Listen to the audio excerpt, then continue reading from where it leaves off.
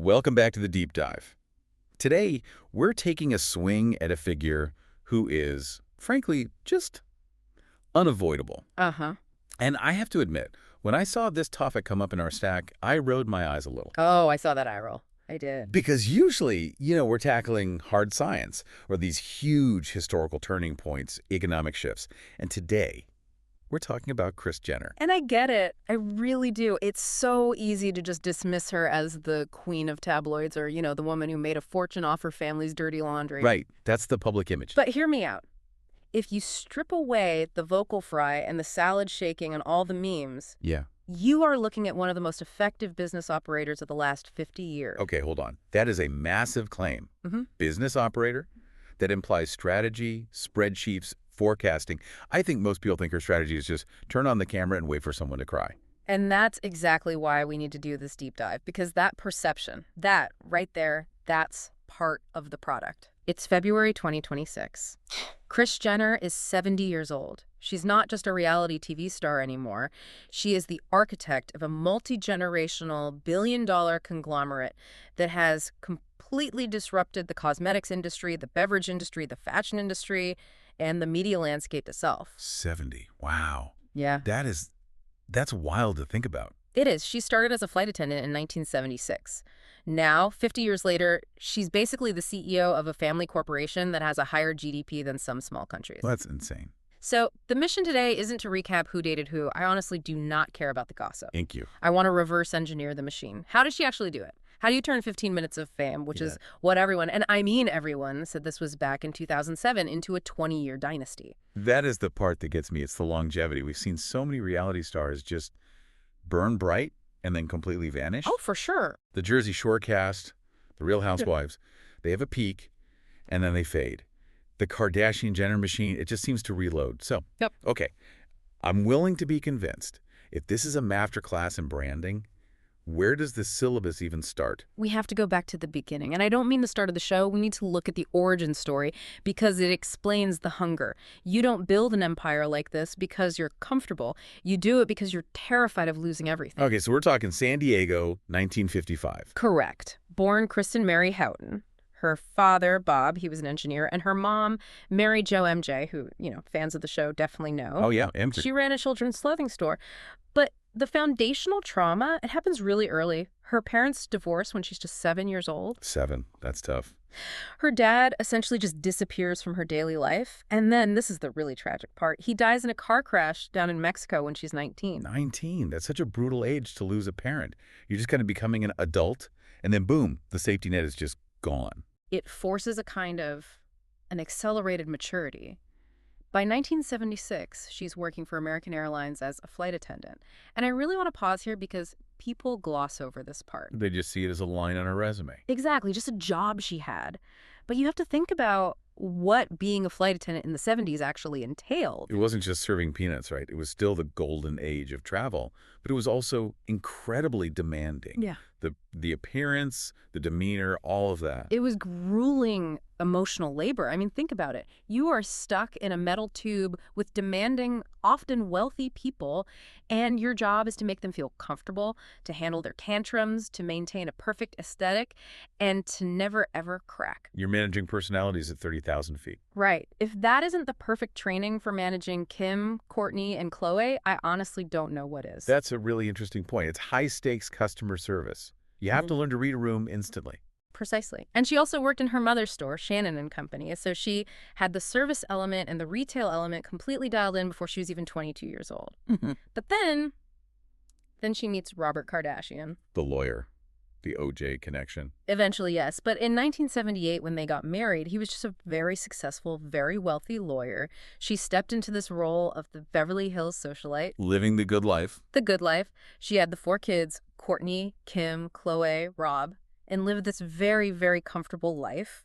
But, and this is the first major pivot point, she blew it all up. The affair. The affair. In 1990, she had an affair with a soccer player, a guy named Todd Waterman. Robert found out, and he filed for divorce. And I really want to emphasize the financial reality here. Yeah. She went from having, basically unlimited credit cards and a mansion to being a single mom of 4 with a very, very uncertain financial future. She's talked about this openly, how she couldn't even buy a tomato at the grocery store without worrying about the cost. So the hustle. Yeah. It wasn't born out of ambition at first. It was born out of panic. Panic is a powerful, powerful motivator. She saw the cliff edge. And that experience of almost losing the lifestyle she had grown accustomed to, I think that is the engine that drives that entire family to this day. The fear. The fear that it could all just go away tomorrow. Which leads us directly to the rebound, or I guess the second act. She marries Bruce Jenner, like, immediately. 1 month. 1 month after her divorce was final. April 1991. Now, we look back at Bruce Jenner, Caitlyn now, of course, as this huge celebrity. Right. But in 1991... Wheaties box was a long time ago. A long time ago. Oh. The gold medal was 1976. Bruce was sort of a former celebrity at that point. He was doing the lecture circuit, but the money, it wasn't flowing like crazy. So you have Kris bringing 4 kids into the marriage. Bruce is bringing his kids from previous marriages. Right. Then they have Kendall and Kylie. That is a massive household to feed. It's like the Brady Bunch, but with way, way higher overhead. And this is really where Kris starts to cut her teeth as a manager. She realized Bruce had this amazing name, but it wasn't being monetized efficiently. He was under leverage. Totally. So she started revamping his press kit, pushing for more speaking gigs. But the real light bulb moment, the thing that I think is the Rosetta Stone for their entire future, was the exercise equipment. Wait, like the infomercials? Yes, specifically QVC. In the 90s, Kris and Bruce were on QVC all the time selling exercise equipment. It's funny. I feel like people look down on QVC as this kind of bargain bin TV. Yeah. But the numbers they do are insane. It is the ultimate training ground for modern influence. Seriously, think about the mechanics of it. You have a product, you have a camera, and you have to talk directly to the consumer for 10, 20 minutes straight. You have to create urgency. Urgency, intimacy. You have to make them feel like they know you, and because they know you, they should trust you, and because they trust you, they should absolutely buy this stair-stepper. It's the proto-influencer model. It's literally link in bio before the internet. Spot on. She learned right then that she could move units by leveraging personality. But by the mid-2000s, things were getting tight again. The kids were growing up, the lecture circuit was drying up. And then in 2007, she takes a meeting with Ryan Seacrest. This is the moment. The big bang of the whole Kardashian universe. It really is. Seacrest was looking for a new Osbournes. You remember that show, Ozzy and Sharon? Oh, of course. It was huge because it was just so chaotic and dysfunctional. That's the energy he wanted. And Kris pitched her family. But the pitch wasn't we are talented or we are interesting. The pitch was, we are crazy. She literally told him, quote, it would be natural. She knew her house was a pressure cooker. You had the older girls running wild in L.A. You had the Olympian dad trying to maintain some semblance of order. You had the little kids running around. She realized that her liability, the chaos of her blended family, was actually an asset if she framed it right. And Keeping Up with the Kardashians launches in October 2007. And the ratings were immediate. But here's where the business operator distinction really comes in. A normal person would have been thrilled with a hit show. They would have taken the appearance fees and just enjoyed the ride. Sure.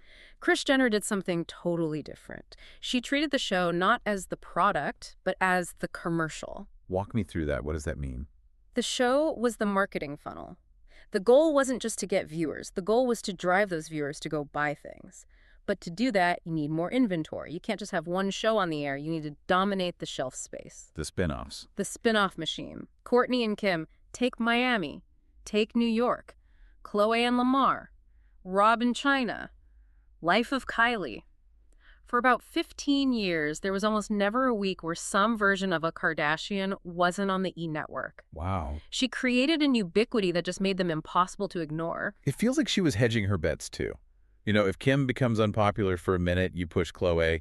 If Kourtney wants a break, you push Kendall. It's a portfolio management strategy. It really is. She treats her children like assets in a diversified fund. If one sector is down, you just lean into another. She wrote about this in her memoir. She used a chessboard metaphor. A chessboard? Yeah. She said she wakes up every day and asks herself, what move do I need to make today? It's not reactive. It's proactive resource allocation. She even founded her own production company, Jenner Communications, to manage it all. She even tried to trademark Momager, right? She did, and released a Momager lip kit. She monetizes everything. But hold on. I want to challenge this idea that she's some kind of chess grandmaster who never loses a piece. Because she has had some serious flops. We tend to forget them because the wins are so astronomical, but there were some disasters. Oh, absolutely. And the failures are actually, in some ways, more instructive than the successes. Okay, let's talk about them. Let's talk about the talk show. Kris, the daytime talk show. 2013. Fox gives her a 6-week trial run. They built this set that looked exactly like her famous black and white foyer. The thinking was, people love watching her in her kitchen on the reality show, so they'll love watching her interview guests. And they did not. It tanked hard. It was stiff. It felt totally inauthentic. And that's a crucial distinction on Keeping Up. She plays the character of the Momager, a little frantic, overbearing, funny. Right. On a talk show, you have to be a host. You have to listen. You have to yield the spotlight to your guest. And she really struggled with that format. It was just too traditional for her. It's so ironic, isn't it? Right. She basically reinvented the concept of celebrity, but when she tried to do the old-school celebrity job hosting a daytime show, it just didn't work. It proves that her brand power is very, very specific. It works best when she's controlling the narrative from the inside, not trying to facilitate someone else's. What else? There were businesses that failed, too. Yeah. Remember Smooch? Vaguely. A kid's store. A children's boutique she opened with Kourtney in 2004. It was standard retail, low margins, high rent. It closed in 2009. She learned a valuable lesson. Brick-and-mortar retail is hard, and it's not scalable in the way she needed. So if brick and mortar is out and traditional TV hosting is out, that really only leaves digital. Which brings us to the billion-dollar pivot. Kylie Cosmetics. This is the one. This is the case study that will be taught in business schools for decades. So it's 2015.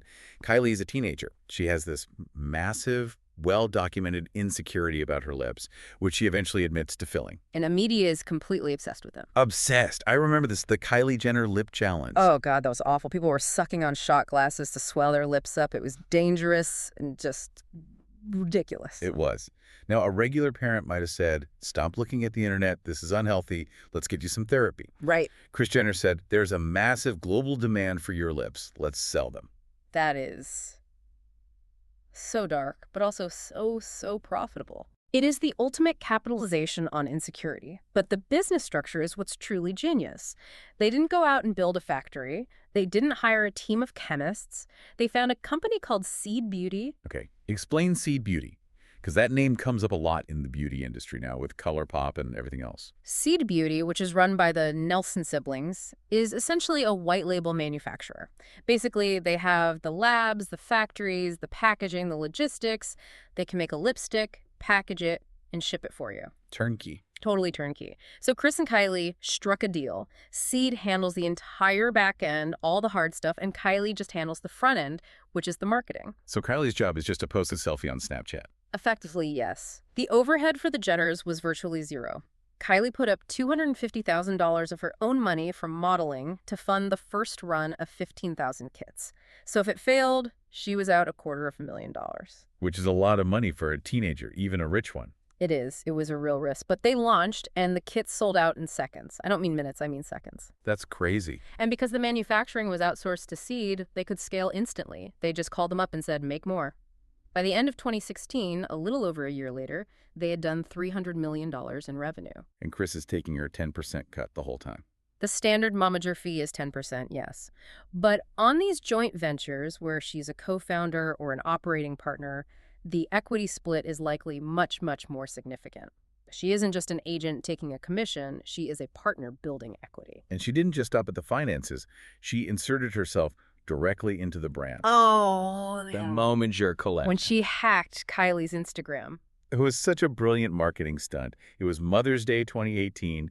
Kris takes over the account, changes the profile picture to her face, and releases a collection called the Kris Collection. I remember this. There's a lip shade called Momager and a palette with names like, I have one word for tonight, vodka. It's so meta. She's monetizing her own catchphrases from the show through her daughter's company, which is promoted on the show. It's an ecosystem. It's a completely closed loop. She uses the show to promote the makeup, uses the makeup to create drama for the show, uses social media to sell the makeup, and then they talk about the social media drama on this show. It's a snake eating its own tail. And she replicated this exact model with Skims for Kim, Good American for Chloe, 818 Tequila for Kendall. But there's a darker side to this level of control, isn't there? I mean, you can manage a product launch, but managing a massive family scandal is a totally different ballgame. And they have had some of the biggest scandals in pop culture history.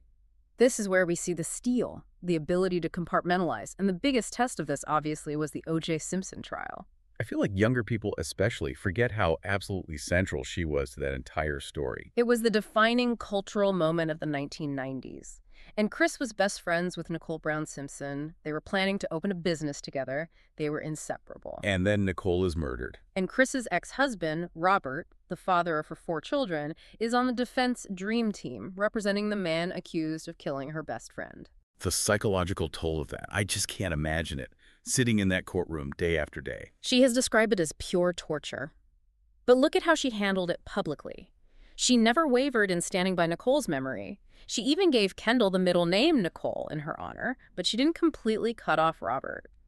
She managed to navigate the single most polarizing event in modern American history without being destroyed by it. To the sake of the kids. For the sake of the kids and for the sake of, well, sanity. And then you fast forward 20 years and she has to navigate the complete dissolution of her second marriage to Bruce and Caitlyn's transition. That was a totally different kind of challenge because it was happening in the age of social media and reality TV. Yeah. The whole world was watching in real time. Right. When they first separated in 2013, Kris tried to spin it as a simple growing apart. But when Caitlyn came out on the cover of Vanity Fair in 2015, the narrative control completely slipped away from Kris, maybe for the first time ever. Caitlyn was very, very critical of Kris in that article and then in her memoir, The Secrets of My Life. She was. Caitlyn accused Kris of knowing more than she admitted about her gender identity, of being controlling, of hoarding the family money. It was ugly. Kris went on the show and called the memoir all made up. So they were at war. But, and this is the key, she didn't sue. She didn't go scorched earth in the press. She did something much smarter. She went on I Am Kate, Caitlyn's own reality show. Wait, she went on her ex's show after being bashed in the press like that? Yes. She showed up. She sat down. She had the incredibly difficult conversation on camera. She cried. She expressed her hurt. Why? That says it was good content. It was great content. And because keeping the family brand somewhat intact, even if it's a dysfunctional brand, is more valuable in the long run than a clean break. She understands that the audience craves resolution, or at the very least, confrontation. That is ruthless, in a way, to prioritize the content over your own personal hurt. Or just incredibly pragmatic. She knows that if she isn't a part of the story, she can't control the ending. She has to be in the room where it happens. Speaking of which, she has admitted some regrets. The affair with Todd Waterman, she's called that one of her biggest. For sure. She sees it as the thing that broke up her original family unit. That's a consistent theme for her. So let's fast forward to the now, the 2020s. The family leaves E! After 20 seasons. This is a huge risk, right? They were the entire face of that network. It was a massive risk, but a calculated one. It was about the shift from cable to streaming. E! Is linear TV. The audience is shrinking. It's getting older. Hulu and Disney Plus is the future. They signed a massive deal to launch the Kardashians in 2022. Is the show actually different? Or is it just the same thing with better lighting? The production value is way higher. It looks like a documentary now, all these drone shots of Calabasas. It's very cinematic. But the underlying strategy is exactly the same. The show serves as a living catalog for their businesses. Right. In the new show, you see them in board meetings for Skims. You see Kendall down in Mexico checking on the tequila vats for 818. It's all designed to legitimize them as businesswomen, not just reality stars. And Kris is still the executive producer on everything. She is the gatekeeper. But look at her most recent moves in 2025 and into this year. She's stepping outside of unscripted TV. She's an executive producer on All's Fair, that new Ryan Murphy legal drama that stars Kim. This feels like a quest for legitimacy, like we conquered reality TV, now we want an Emmy. That's exactly what it is. Ryan Murphy is prestige TV. American Horror Story, Glee, Pose. Partnering with him signals that they want to be taken seriously in Hollywood, not just in Calabasas. And she's embracing the internet culture, too. The Meghan Trainor video cameo. The Mother video from 2023, it was brilliant. The internet has been calling her Mother for years. It's slang for an iconic, powerful female figure. Right. And instead of ignoring it or acting confused like some older celebrities might, she cameos in a music video literally dancing to a song called Mother. She's in on the joke. It's disarming.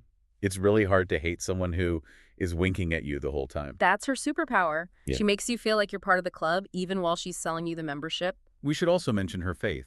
People might not know she co-founded a church. Yeah, the California Community Church back in 2012. It's another layer to the brand, this idea of faith and family that underpins the whole operation, at least publicly. So, we're at the end of the deep dive. We've looked at the tragedy, the hustle, the QVC years, the billion-dollar cosmetic plays, the scandals. What is the synthesis here? If you had to sum up the Kris Jenner philosophy in one sentence, what is it? I'd say this. Kris Jenner realized that in the 21st century, attention is a natural resource. And just like an oil baron, she figured out how to drill for it, refine it, and sell it back to us at a massive premium. She shifted the entire paradigm from being famous to owning the rights to your fame. That's a really powerful distinction. Most famous people are employees. They work for a studio or a record label. She made herself the owner. And she made her children owners. That is the legacy. But I want to leave you with a question, something to chew on. Yes. We're seeing the kids, Kim, Kylie, Kendall, they're becoming institutions in their own right. They are billionaires or close to it independently. The Momager role was absolutely essential when they were creating the chessboard.